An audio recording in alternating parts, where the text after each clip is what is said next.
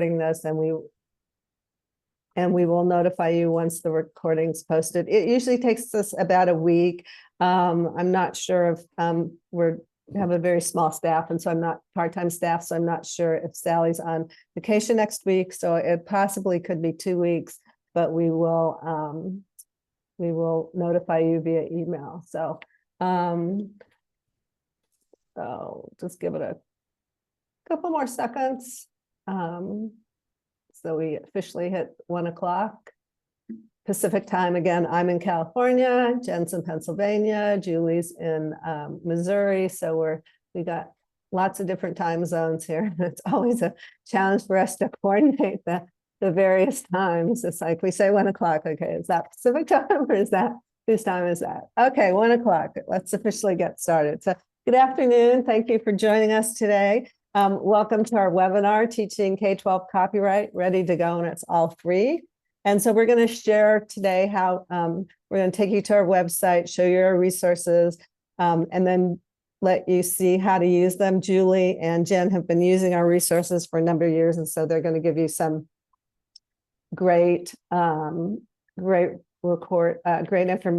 on how to use the curriculum with students. And so we have over 500 folks registered. So typically we get about 20% actually show up, and the majority of them wait for the recording. So my name is Dana Greenspan. I'm a retired educator. I have 24 years in education. On the classified side of the house, I was my most recent position was as an ed tech specialist with Ventura County Office of Education. And we were both a school district with our own special ed and court and community students. And we also served districts from as small as 20 students, where the superintendent principal also taught kindergarten, way up to 20,000. So, and today I'm lucky to have some awesome educators with me. We have Julie Jameson and Jen Roth, and I'm going to let them introduce themselves. Julie, we'll start with you. Hi, everyone. I'm happy to be here with you today. I am a high school librarian. I'm also a K-12 library curriculum coordinator for my district of about 18,000 students or so. I'm located in St. Peters, Missouri, which is pretty close to St. Louis. And I'm happy to be kicking off the school year with you today. Thank you. And Jen? Hi, everyone. My name is Jen Roth, and I'm an elementary school librarian in the North Penn School District. We are close to Philadelphia, Pennsylvania. Go Eagles.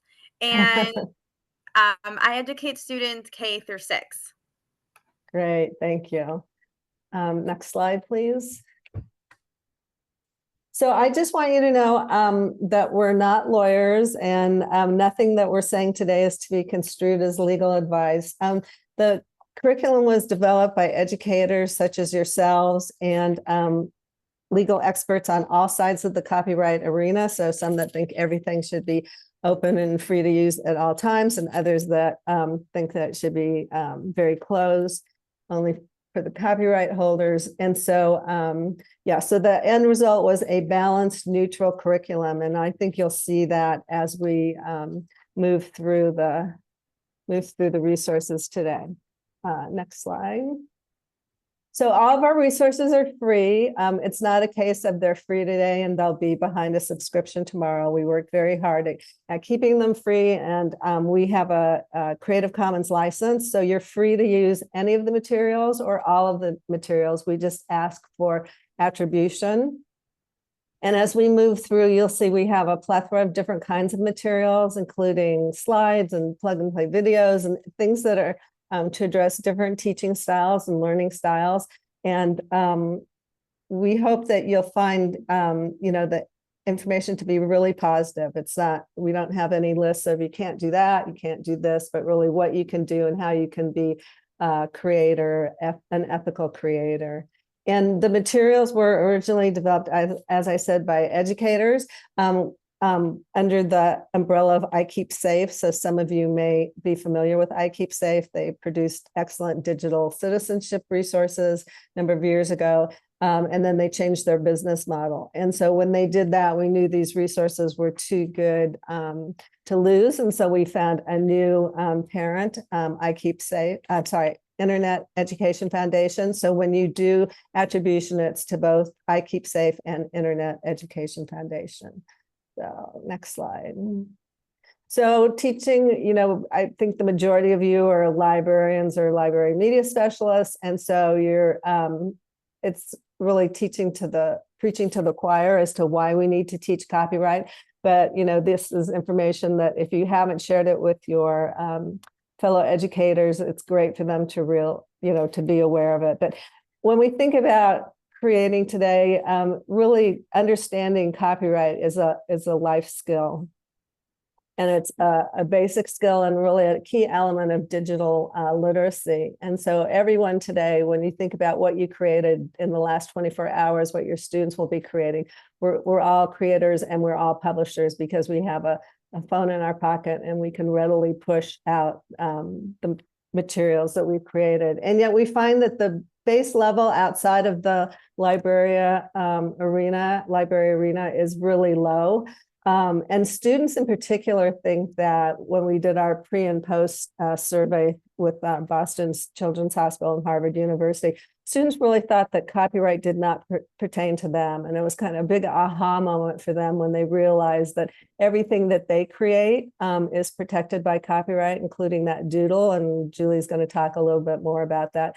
But it was really copyright is thought of as a esoteric subject for lawyers and for the publishing houses and the big content creators. And it's really not, whether you're creating content for your own use or whether students want that to be their career path, or whether they're creating content for an employer, they really need to understand what copyright is, how it's applied, and how they can use copyrighted materials legally and ethically. So next slide. And so you'll see again, as we move through this, that we really look at students' roles as creators. Again, not you can't do this, but what you can do and where you can get resources and how you can use them. And so our information is really practical and about acquiring, sharing, using media lawfully. And we talk a lot about Creative Commons, public domain, how you can incorporate others' works into your own. So with that, I'm going to turn it over to Julie, and she's going to start going into the basics of copyright. All right. So yes, I am going to go over just some basics for our own general knowledge, because that's important. If we have a better understanding, then we can sure help our students understand it better as well. So this statement comes from the United States Constitution. And a lot of times people don't realize that this protection for authors and creators was established all the way back then. And it's really important. I want to reiterate that it's important to convey to students that the purpose of copyright is to promote the progress of science and useful arts. And again, like Dana said, it is not about saying no or being a negative thing. This is to promote more creative work. So I think that's great that the Constitution obviously gives Congress the power to pass the copyright laws. And because of this, both the artists and the creators have control over their work for a limited time. So what does copyright cover? Any original creative work that's set down in a fixed form. So that doodle, if you were doodling while you were waiting today for it to begin, if it's written down, that is considered covered by copyright because it is in that fixed form. If it's recorded or digitally saved too. So again, to piggyback off what Dana was saying, it is an aha moment for kids that everything they're creating is considered covered by copyright if it's in that fixed form. So there are 6 rights of copyright. However, 3 of the rights deal with the ways that the work is shared with the public. So either through display, performance, or digital performance. So we've simplified the list down to 4. When you make an original work, you get to decide you have a lot of power, and it's very empowering to help our students understand that too, because as the creator, you get to decide who can make copies, who can make derivatives. Those are those spin-offs, like a movie that is taken from a book, like the Colleen Hoover movie that's coming out this weekend. distributing copies, how the movie or how it's displayed or performed in public. So you have a lot of power as a creator. And I think that's always really good to teach our students and our staff members that they do have a lot more rights than they realize. All right, this is one of our videos.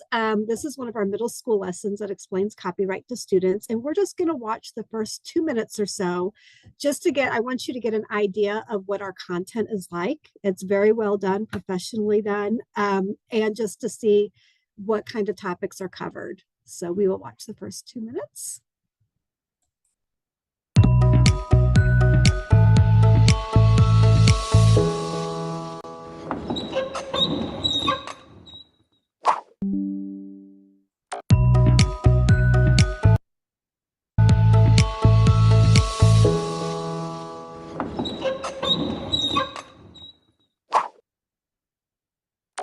Technology is awesome, isn't it?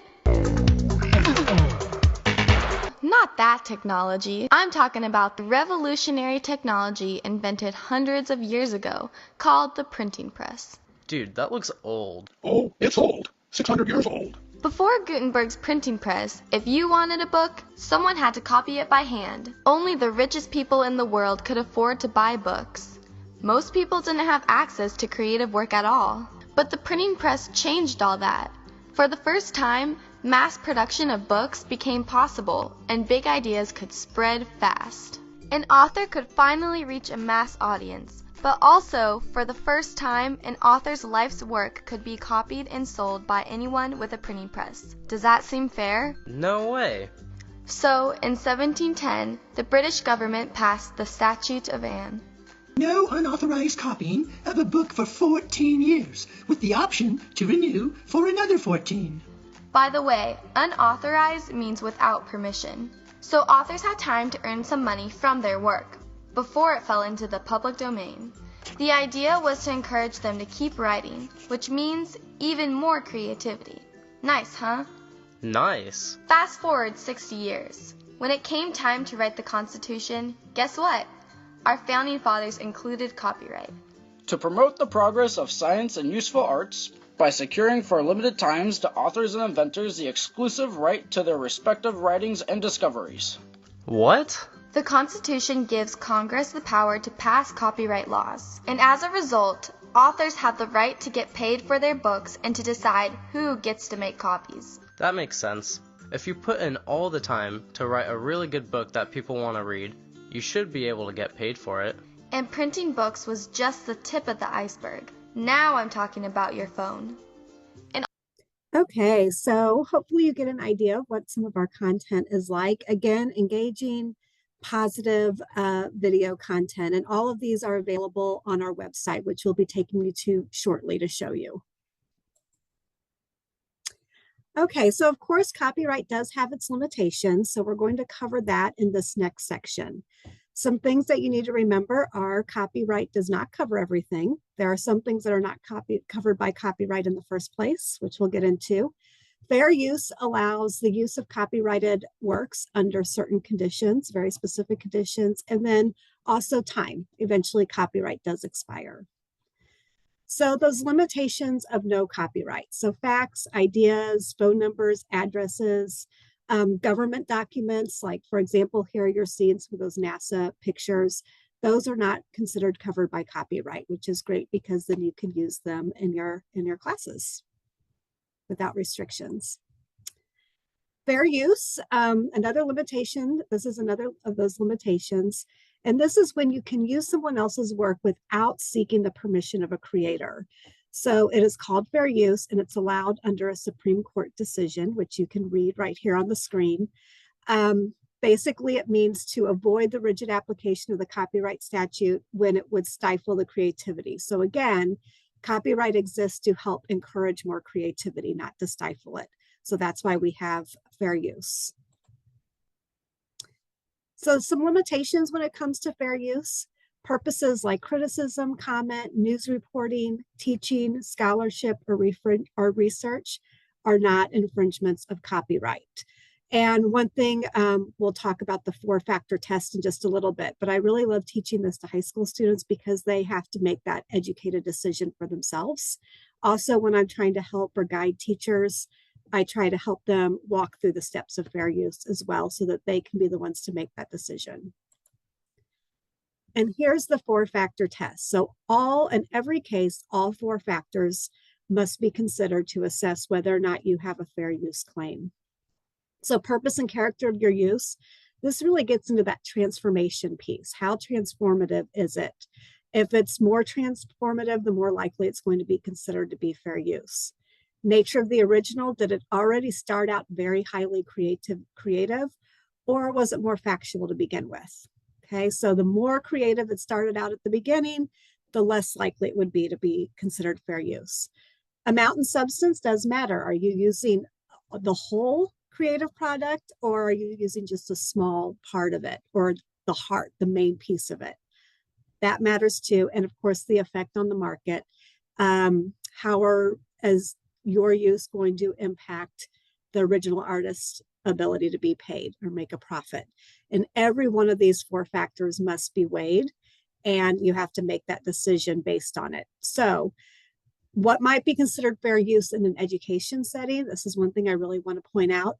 If that gets out into the public and you invite the public in more, it may not be considered fair use any longer. So it's important to teach students that each situation, while something may be considered fair use while they're at school, it may not be outside of the school setting. And then, of course, copyright does eventually expire, and that's when it falls into the public domain. So in the United States, this includes any creative work published more than 95 years ago. So for example, in 2024, all works that were published before 1929.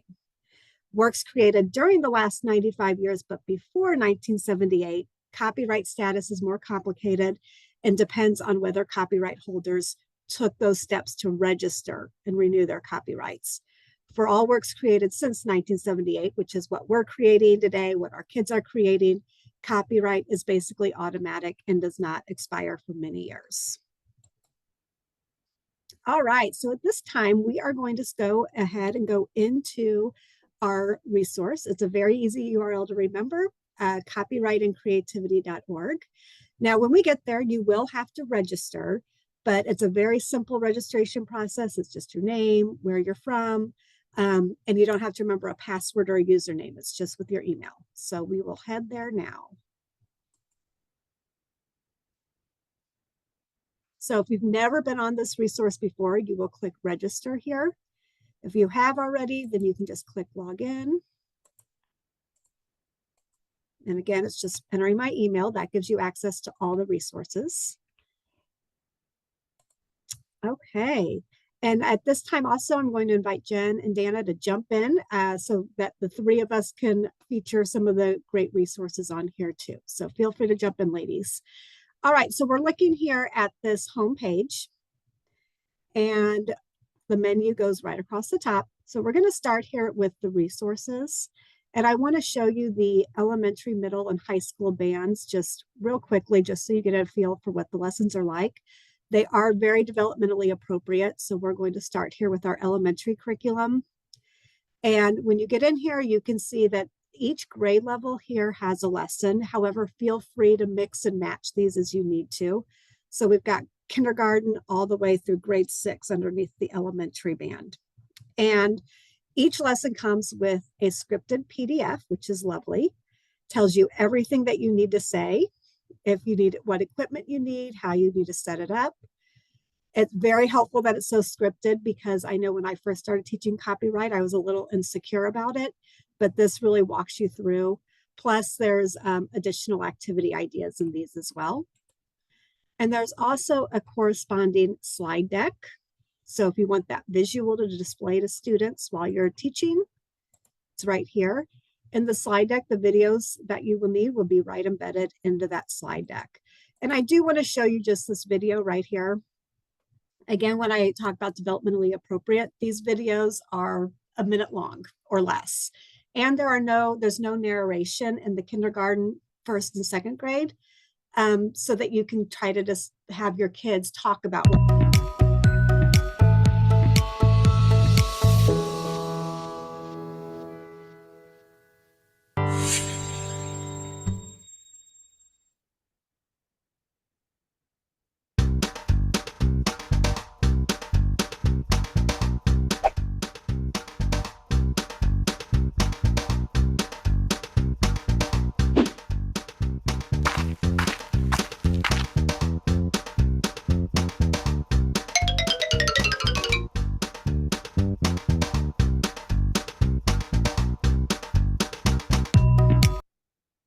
So we know that I used to be an elementary librarian and an elementary classroom teacher, and we know social emotional learning is a really big deal. It's very important for our kiddos. More look at the beginning of our presentation. So Me or is somebody else got their microphone on? Yeah, that was something else. I went ahead and muted him, so. Okay. So, I mean, we can really help teach our kids empathy too, even with copyright concepts when they're very young. So like, how would that make you feel if somebody took your work and put their name on it? So the word copyright doesn't even get introduced until grade 3. So again, we're really conscious about making sure everything's developmentally appropriate for students. Also, sorry, if I can just jump in. We've also found that middle school and high school students can use the elementary lessons. They're good for English language learners or also for students learning a foreign language. They can watch the video and then write the play, the story in the language they're learning. So there is some value beyond just the elementary grades. Sorry. Yes, definitely.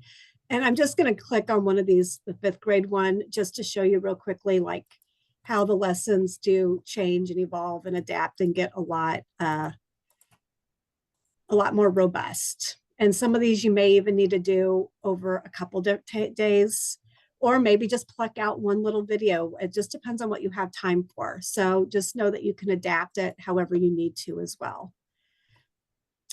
We're going to talk in a little bit. We've added some digital escape rooms, which is super fun. We've been working hard on those. So right now the elementary are published. We will get to the middle school and high school. We're getting close to getting those published on there as well. So an escape room with a facilitator guide to go with it as a reinforcement for the lessons that you've already taught. All right, let's jump into middle school real quickly. Jen, did you have anything? Is there a lesson that you want me to show on this one? I just wanted to add that for each lesson for kindergarten, it will start with a simple video. And then when you move into 3rd and 4th grade, it will add the kindergarten 1st and 2nd grade video as a refresher, reminder as to what the main concepts were before moving on to the concept of that lesson. Yes, thank you for reminding me of that. Also, we have, just to show you, this is the middle school band. So there are 4 lessons in this one. And you've got that lesson PDF, your lesson slides. If you prefer to just have it all in your Google Drive, you can just download this whole folder and have it in have all the resources right there. Or you can just pick them out from the website, just like this as well. For the middle school and high school, here's some video clips that are actually pulled out of those lessons and are separate. So if you can just have time again, just to show one video and talk about it, that can be very helpful. And then down below, we have some supplemental resources. So these presenter instructions are really nice because they give you some ideas about the whole curriculum and they outline it for you. But also what I really like here is some extension activities. So how can you embed copyright concepts across different content areas? So you see like art and writing projects, slideshows, presentations, book reports. So that I want to point out that that is there for you as well. We have some infographics here that you can print. There's some ink saving versions here with a white background. So you can print those and adjust the size on those too. And then finally, we'll go into high school. High school has 3 big lessons, okay, but they're all set up the exact same way. So you've got your PDF, your lesson slides, and the Google Suite for to add to your drive, plus the videos here too. if you just want to show a video separate. Oops, I didn't mean to do that. Let's go back. All right, something else I do want to point out is our professional development page. So if you feel like after this, oh wow, I really think I need just a little bit more background, we highly recommend taking our free PD course. It'll take you about 2 to 3 hours. It's self-paced. You don't have to finish it all in one setting, so you can come back to it. We have this on Canvas. You don't have to have Canvas to take this course. And then we do also have, if you are in a Ludo school district, and if you subscribe to it, then you can do this whole thing through the Ludo learning as well. But very well done and really will help build your own background knowledge. Also, quickly, we have an office hour page. Those are going to resume soon. So, and then this is where the webinars will be posted as well. So if you ever need to come back to that. Anything I missed? The one comment I wanted to make was the Google slide is something that I put on the board as I am doing the lessons with all of my students. And the PDF is really great to print out. Everything from the PDF is within the Google slide. And so if you're a little hesitant to teach these lessons because you're like, oh, I'm worried I'm going to say something wrong, the really nice part is that the script is there for you. And as you become more comfortable with the lessons, you're going to be able to do it without possibly looking at that script and following along. But it is a really great opportunity, as Julie is showing right now in the speaker notes, that everything from that PDF is in there, the questions that you're going to ask, possible answers your students might give back, and so forth. Yes. Okay. I think we're probably ready to go on. All right, I kind of already touched on this a little bit, Jen, but is there anything else you wanted to say about our escape rooms? Well, I want to emphasize that they are not standalone.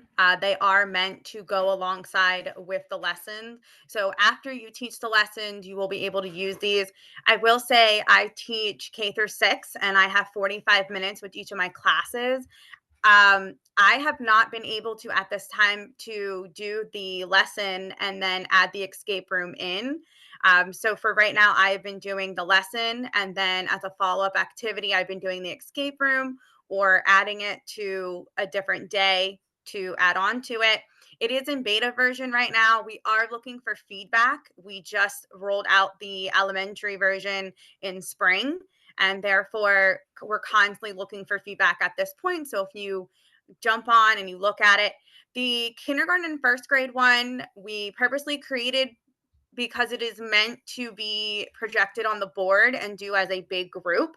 The second through sixth grade ones, you will see it's about the same, but the formatting is so that students can do it independently on their own, or as I do it, I like to do them in groups. So it just depends on how familiar your students are with escape rooms already. I know in our school district, we do digital escape rooms, and therefore my students in second grade through 6th were able to join in groups and get going and doing this.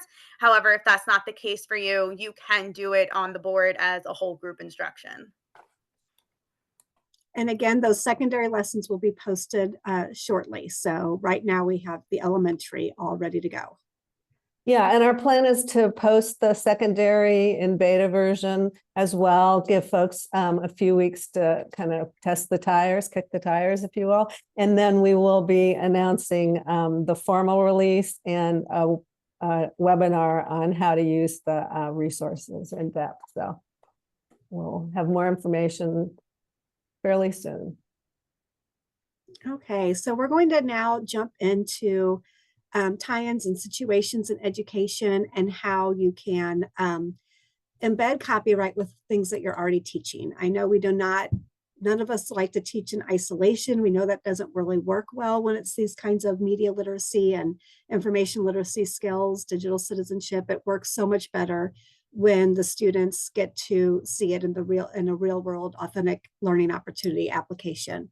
So here are some things that I have done in the past. So just a couple examples. Again, currently I'm a high school librarian. So one thing that I do is collaborate with my English teachers on creating podcasts. I have several English teachers that have a few different podcast units. And this one is an example of English 1. So freshmen creating This I Believe podcast.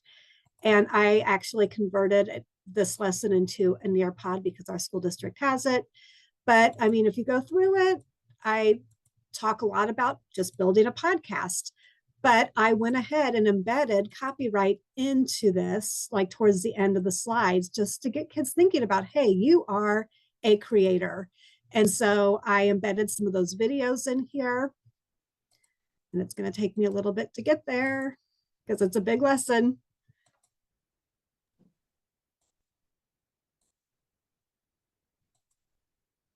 Okay, so see how I just embedded one of our copyright videos right here in that Nearpod, and another one, and then we talked about it.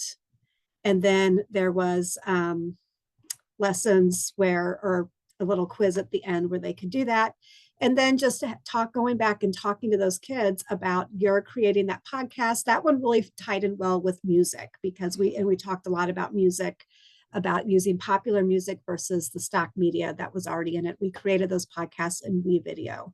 So just they're creating, it's an opportunity to tie in some copyright. Elementary, when I was an elementary librarian, I did a lot with the state award picture books, and I created hyperdocs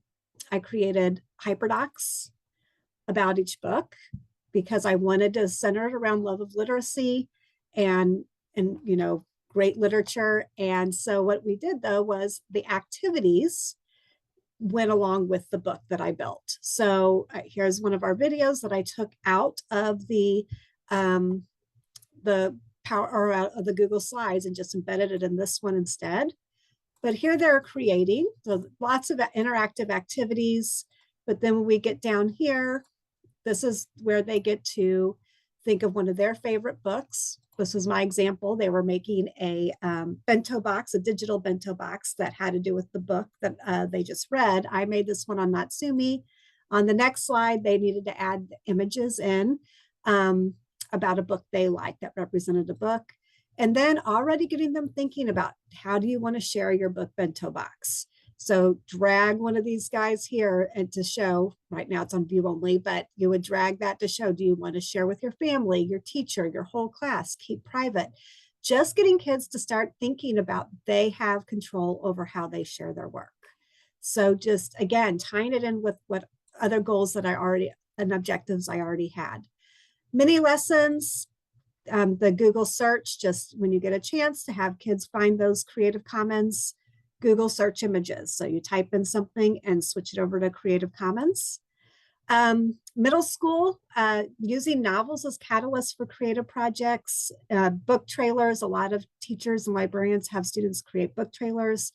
Again, those book bento boxes, collages, designing a different book cover, creating an artifact based on a novel. This one is not my lesson. This is an art lesson.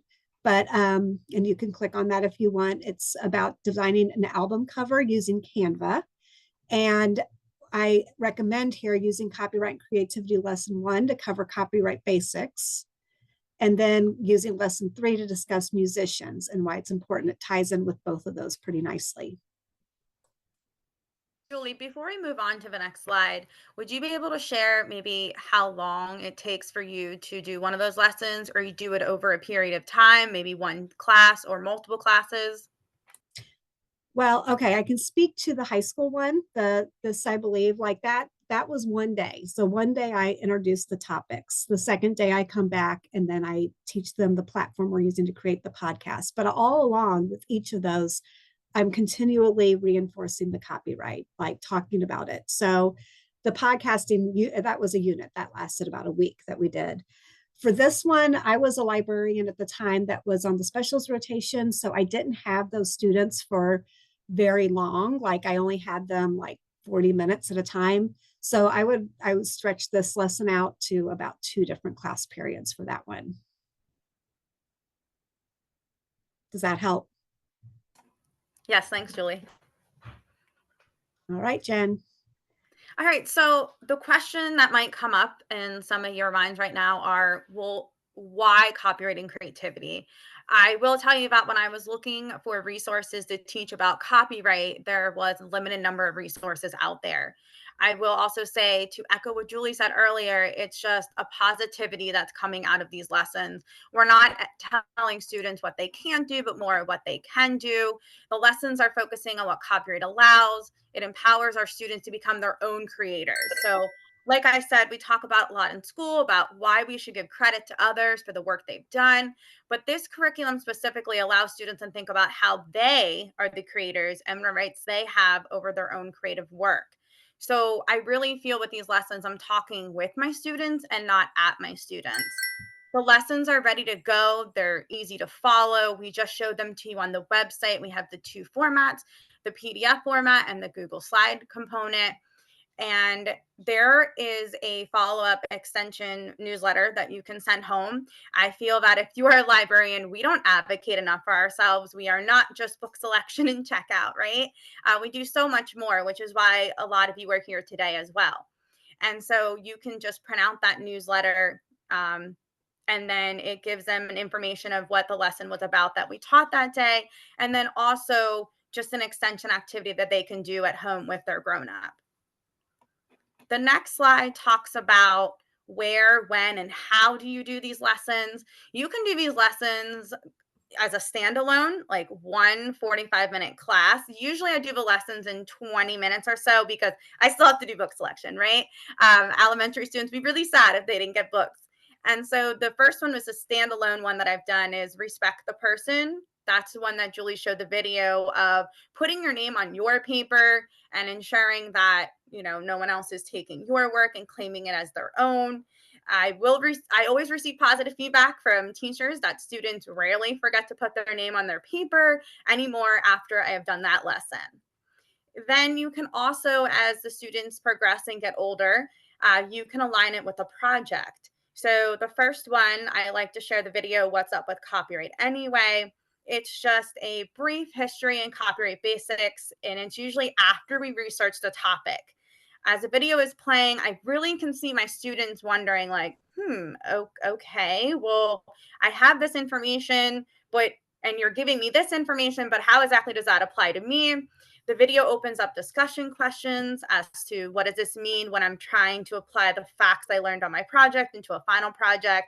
Well, the question is, you know, how are you going to present your final project and where are you going to put your final project? As Julie said earlier, you know, if it's in the four walls of the classroom, it remains under fair use. However, if you're putting it on a public platform, well, now you've opened it up. And then the next library class after that, we do the creating new content using others' work. And this goes along with the previous lesson of, well, okay, if I'm not allowed to use these images, where do I get these images from? And it gives websites and information like the public domain, Creative Commons, and it really goes into detail as to, well, where can I get images and audio and the items that I need to complete this project in order for it to stay under fair use. Students have benefited from receiving these lessons before or after we apply a concept. But again, for the older students, I usually do this right when they're done with the research and they're going, oh, I want to make a Google slide. Oh, I want to make a presentation on Canva. And then also, you know, just thinking about, okay, are you going to be sharing this out on a public website or are we going to keep it in the four walls of our classroom? Student reactions, just reflecting on what my students have to say is important to me. Again, for the kindergarten and third grade, you know, it was more cute responses of, I'm never forgetting to put my name on my paper again. It would be cool if my friend did take the picture I drew and put it on a t-shirt, but only if they told everyone it was my picture. And then sharing fairly, I would be mad. So again, as you can see, the social emotional learning is also a piece of going into copyright. And the really nice part is that Julie stated earlier, the word copyright is not introduced until third grade. Then as for my older students, they're like, I didn't realize I had so much power over everything I created. They didn't realize that as a creator, they have the rights to say what happens to their work or what they want to do with their work. I really like the fact I can create anything I want and people have to ask my permission to use it or share it with others. Doesn't this mean teachers should be asking me to use my creative work on their website or with the class? That was a great discussion starter. And if almost everything is covered by copyright, then what are we allowed to use? What am I allowed to do? And that was a really great question, which then went into the introduction video, which I just spoke about on the previous slide. So again, these lessons are relatable at every level. They're ready to go for educators in a variety of settings, and they're completely free with extra resources. And I know how we love free, right? So in certain situations, we're allowed to use copyrighted works, the first being in-class teaching. So it's allowed if the instruction is face-to-face, given by a nonprofit educational institution, or the copy was legally obtained. I will say that the last one for me, the copy the teacher is using was lawfully obtained, is one that I know that gets asked a lot to me. As far as I know, we have license rights on teacher paid teachers. Somebody really liked the lesson and they're, telling their other colleagues about this lesson. However, they usually purchase it with one license if you purchase it, which means that if you would like to share it with others and they want to utilize it for their classrooms, then they need to go on and lawfully obtain it themselves by purchasing it themselves and getting their own license for it. The second one is fair use. This is the one that Julie already discussed earlier. There are 4 factors, and we need to determine all 4 factors to see if it meets the criteria for fair use. And then last but not least is, public domain, Creative Commons, our district subscription. I get so many questions all the time of, well, are we allowed to use this or not use this? Or, well, can we do this? Can we do that? And the answer is, it really depends on your district subscriptions. I know as librarians, some districts have access to Tumblebook and BrainPop and all of those subscriptions. So it really does depend. It's not really a black and white answer because, one school might have it and one school may not. The next slide we're talking about is the difference between infringement and plagiarism. And honestly, this was a concept that when I started really learning about copyright, I also was a little thrown off as well. And I know that my students still, even my 6th graders, they're still kind of struggling with this concept. So plagiarism is failing to identify copy material or cite sources, where copyright infringement, you're violating the creator's rights to control who copies or performs their work. And the next slide, we have an example of what we're going to be looking at for that. And so it's really scenario based. I feel that's going to be the best way to really explain to you what the differences are. So here's scenario 1. Student A writes a blog post and pulls images from a photographer's website to illustrate her post. She is careful to give full attribution to the photographer. Would that be copyright infringement or plagiarism? I'm going to give you maybe 2-3 seconds to think about. That's okay. There. All right. So again, student A writes the blog post, puts the images from a photographer's website, and gives full attribution. This is completely from this photographer's website. Well, a student could carefully cite a source, use the quotation marks, do everything correctly, yet still infringe copyright if the use is not authorized and does not qualify as fair use. So therefore, not authorized as the video that we watched earlier, meaning without permission, right? So, and then also if it doesn't qualify as fair use. So again, it's not plagiarism because they did give full attribution to the photographer, but it is copyright infringement because they did not get permission to the image and it's not covered under fair use. So the second scenario, student A gives permission. Okay, so now we have the word permission in there. Student A gives permission for student B to use several paragraphs of a story she wrote in her story. With permission is there copyright infringement. So for this one, copyright infringement or plagiarism. Again, student A gives permission. So we have that permission part there. All right, Julie, go ahead and give us our answer. So a student could be allowed to use someone else's work under copyright law because they received permission, or it's under fair use, or because the work is in public domain, yet they're guilty of plagiarism because they didn't give full attribution. They failed to attribute properly. I hope that clears it up a little bit better for you.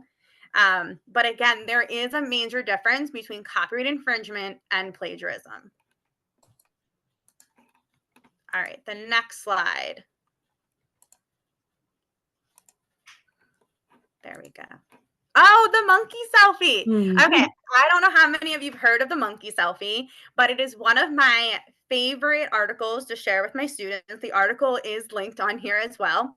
The monkey selfie is about a photographer who went out into a park, like a national park, and was taking pictures of the monkeys. However, the monkeys weren't really responding. So the photographer said, okay, I'm going to go and interact with these monkeys. Well, while he went to interact with these monkeys, one of the monkeys went over and was playing around with his camera. And it just so happened the monkey took a picture of himself, which is this picture. Okay. The monkey took a selfie of himself. The photographer said, wow, this is the best picture that I've gotten out of being out of here all day. And so what happened was he ends up submitting his picture to a bunch of different articles and news things. And he sees it on National Geographic. And he's like, wait a second, that's my image. Like, I didn't give them permission to use that image, and I'm not even making money off of this. Well, here it came back that, well, animals in the United States of America do not own copyright. And so because the monkey took the picture, it's not covered by copyright. So that was one thing that I like to do with my students is say to them, this goes along with middle school, the sixth grade lesson. I apologize, sixth grade lesson. We talk about like the meerkats and everything. And this goes along with, the photographer saying, well, it was his equipment and he used all this money and it was in all of this stuff. So I have my students divide up of like, well, do you think he should have received some kind of money for taking this photo because it was his equipment? Or do you agree with what ended up in the courts that the monkey owes the image and that nobody gets any money off of it? And so again, it just gets them thinking about it, about copyright and that. So again, the monkey selfie, super cute. And then AI, very popular, right? And so the AI goes along with that. There are different types of AI, as you probably already know. There is no human creator, so there is no copyright. It can be subject to copyright infringement. We have been watching closely on copyright.gov, waiting for an update on this as well and just following along. And so we linked that article we linked right to the website of copyright.gov so that you can also following as well. I will say Julie this summer was at a presentation and was able to find a really great AI that we would like to share with you. So Julie, if you want to take it away. Sure. So yes, so we know that AI, and it's really right now we're calling it more of an academic integrity issue rather than a copyright issue, because it is not, again, as Jen said, it's not a human creator, right? But it's a very tricky fine line. So Google, their version of their AI is Gemini. It was Bard before, but now it's Gemini. And I have my high school students read The Great Gatsby. And so I was playing around with it the other day and I typed in, write an essay about the color symbolism in The Great Gatsby movie or book. And so it came up with this, a whole essay, which was really good. But if you notice, Google actually highlights green and orange. I'm actually going to go there so I can model that for you and you can see it. So you just enter a prompt.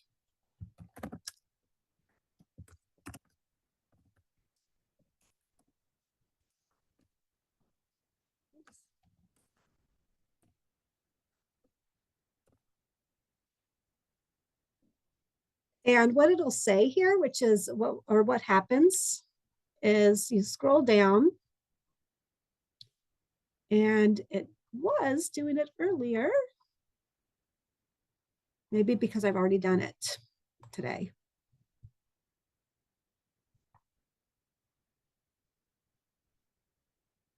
Okay. Yes, green see what it does. It should be highlighting. It was doing this just earlier, so I don't know why it's not doing it right. Share and export, of course. But it was highlighting earlier. So if it was green, it would tell you the source it came from. If it came out orange, it would say that they could not find the source. And that could be because the information was in a play or underneath a paywall. I'm not sure, but you can see here in this example, like you can click on these little arrows and it gives you an explanation why it's green or why it's orange or peach color right there. So it's neat that Google, when it's working, does that. So it's fun to play around with AI. It's fun to look at it. But again, being able to see where it comes from and to see if you can trace it back to a human and then a human creator. And then you can try to help students understand that, yes, there was obviously this clearly came from this other article. And so I'll there's just, all kinds of ways around it. I'll just say that the copyright.gov site is really much has great information now. Last year, this time it was kind of sketchy in terms of because they were still taking comments about AI, but you could use that as a resource because it's getting more robust all the time. And as there's case law or as the Copyright Office makes its determinations, like the determination of no human creator, therefore no copyright, it's a great resource to continue to use. So. In pop culture, musicians especially, these copyright cases come up often. We have a picture of Ed Sheeran up here because this is a pretty recent case that went into the copyright courts. So a number of famous people have been involved in copyright infringement suits. So one thing that you could do with students is have them look up different cases and discuss the merits, whether they think their favorite artist infringed on copyright or not would be a really good, relevant activity for them to do. And I think in Ed's case, he came out victorious that he did not violate copyright. If you are a common sense media user, we just want to point out that some of our videos and resources could enhance theirs as well. So here are a couple examples of copyright being addressed with the common sense curriculum, and our content does pair very nicely with that as well. So just wanted to point that out. And that concludes our session. So I guess we have a little bit of time left, which you usually don't have. Does anybody have any questions? Yeah, we're happy to take any questions you might have, either about the presentation or about copyright in general.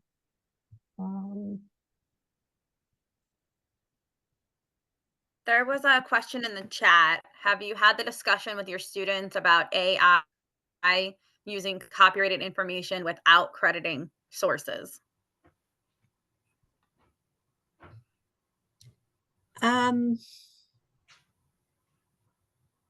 We have not really addressed this as a district yet. I know several districts are starting to come up with policies around students using AI, which I think all districts eventually will need to. This came up in a meeting I had just yesterday. And I personally have not really talked to students that much about it yet in the context in which I work with them. But I think that what I would do is, in my opinion, I would embrace AI as a teacher, but give them different permissions on how they can use AI. And it's pretty easy to tell. Like, for example, if you notice a student is all of a sudden using semicolons and they never did before, okay, there's a good chance, that it was AI generated.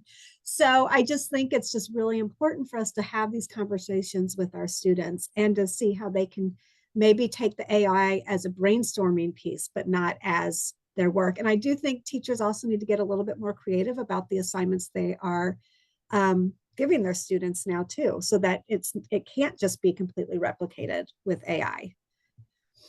Also, in most of these places, you can ask them to cite your sources as well. Like I know ChatGPT, I think if you say, please cite sources, it will give you a list. Now, whether or not that officially came from that, I don't know if you can 100% rely on that list or not, but you can try to include that in the way you phrase your question or your task into these AI generators.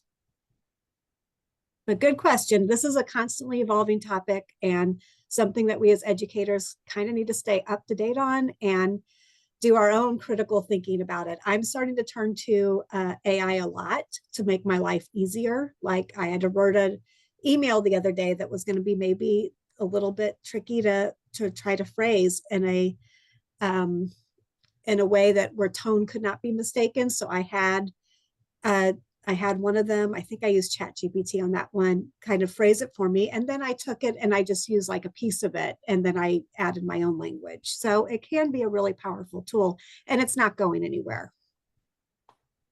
So we do have a question from David Finn. David, you'll need to unmute to ask your question. There we go. I just took it a second to manage it. I look at this from, or come at this from kind of a different direction. I work in a vocational high school and I run my school's print shop. So my kids have to develop and create images very, very often. And I have a hard time explaining to them that they can't take somebody else's work, and we'll use the most common one, Mickey Mouse. They want to draw the image that is 3 round dots, or that is Mickey Mouse. Mm-hmm. They can't understand why they can't reproduce that because they've watched literally thousands of people show up at Disney World when they're there with shirts that mom made. So because we're in the reproduction business, we run a large shop where I run 6-color t-shirts and all kinds of different stuff all the time. I explain to them there's no money being made. When mom makes shirts for her 2 kids and dad and herself, there's no money that is being exchanged. So that it's very hard for Disney to go after them, because the first thing that the courts want them to do is to prove that they lost any money. And they didn't, because nothing was sold, nothing changed hands. So then their question is, well, I'm not going to sell this to anybody. Can I do this? And naturally, my response is, no, we don't violate copyright laws at all. But is there a way that we can get them to understand that, I mean, that's not even a fair use issue. That's just not fair use. There's no question about it. But Disney does not go after individual users. Now, as a printer, if I did 10,000 shirts and sold them, of course they would go after me. There's no question about it. But the kids can't, and I have high school kids, so I get them when they're in the 9th grade. They're with me for 4 years and have a terrible time, even after all these years, trying to get them to understand that. Is there, I haven't been through the curriculum that you guys offer yet completely, so I've only seen parts of it. Is there somewhere in there that maybe I can get some help as to how I might get that across to them? Because, you know, high school kids, ChatGPT, they do all their papers with it. Yeah. And then when I plug it into, all I do is highlight it and plug it in. If it comes back that it came from somewhere else, I just give it a 0. There's nothing else I can do. So I'll jump in for a minute and then I'll let Julie and Jen, but I think if you go through, if you look at the slides, if you look at the lesson activities with students, they're geared around really having them have those thoughtful conversations about would they share, why would they share, and so we really try to get them to take ownership of their work and then to transfer that ownership to empathy for the work of others. So really understanding that if they wouldn't want to share and they wouldn't want somebody else to use their work without permission, you know, then they sort of get, oh, okay, so then, you know, what my needs and wants are translates to the work of others that I might use. So Julie, do you want to jump in, or Jen? Well, I think you covered that very well, or answered the question. I mean, I get it with the high school kids, and I understand their argument with it, but I think it's just, you know, also about the ethics behind it. And I think that's an important teachable moment to try to help students understand, again, you know, why just because a lot of people do things that you can see might violate copyright, or and they get away with it. You know, it's not really about that as much as it's about let's do what we know is good and right. And when we know better, we do better. And having those real open, honest conversations with our students, I think, is important. Oh boy, we might be in trouble. It is hard. I agree. Yeah. Unfortunately, most of the students that have broached that issue with me, they don't have to worry about it until somebody's knocking at their door and handing them papers. Right. And in the 25 years that I've been a teacher, that's happened several times. And our So, lessons at the kindergarten level talk about, putting your name on your paper, taking credit for your work, not allowing somebody else to take credit. But there are examples in the middle and the high school lessons. And you can probably, again, if you look at the slides, find an activity that deals with that pretty quickly and have that, students just go through that lesson about who they'd share with, why or why not. And it's those why not discussions where they really understand that as the creator, they have rights. And so they want their rights respected. And so in order for their rights to be respected, they need to respect the rights of others. There's as well. actually a really good video in the high school curriculum about that references Taylor Swift and her opinions on copyright and her art. And that might kind of get you what you're, help them understand better. So I would look for that video. It's in one of the high school lessons off the top of my head. okay. I can't remember. I'm going to go right through now. all of them. So thank you Okay. for your Yeah, time. and that one kind of talks about how the artist and the value that others place on their work. And I think that would be just puts it in a whole new perspective for the students too. And if you have trouble finding it, you can always email me. My information is dana@copyrightandcreativity.org or greenspan.dana@gmail. I put it in the discussion in the chat earlier, and we can help you. I'd say jump on office hours, but we haven't firmed up our summer office hours yet. I mean, what our office hours will be now that we're resuming the school year. So any other question before we jump off? Oh, Susan. And it was more of along lines of this discussion. I had my kids, I wrote a 9-week unit on IP, which was copyright, trademark, and patent. And this was for middle school for 8th grade. And I made them write permission letters to tell an author, hi, I need to use your image that I saw here. I need to use for a science fair in high school. I'd like to make 10 shirts. Do I have your permission to use it? And so they learned to ask to get a limited duration, non-exclusive license. So ask and you'll stay out of trouble. And I think that's a great point because I think we're very reluctant to ask. Ask and you shall receive. Exactly. I think most creators are flattered, and especially when they have students that want to use their works, they're willing to work with the students. So I think you make a great point there. So, okay, anything else? Thank you all for joining us. Thank you, Jen and Julie, as always, for excellent presentation. You can, check back on our website under office hours. We will be figuring out in the next week or so when we're resuming our office hours, and you'll be able to jump on and ask us questions, or you can always contact us via email. You can write to info go to our website and submit a request there as well if it's a follow-up question to this webinar. So thank you guys so much. We will let you know when the webinar is posted. It usually takes a week, but I'm not sure if my colleagues are going on vacation next week or not. So it could be as much as 2 weeks, but we'll get it up there as quickly as we can. So thank you, everyone. Have a great school year. Yes. Good luck. Thank you. Thank you. You're welcome. Thanks for joining us, for taking your time. Thanks, Julie and Jen. You guys were awesome. All right. Okay. Bye. All right. Bye.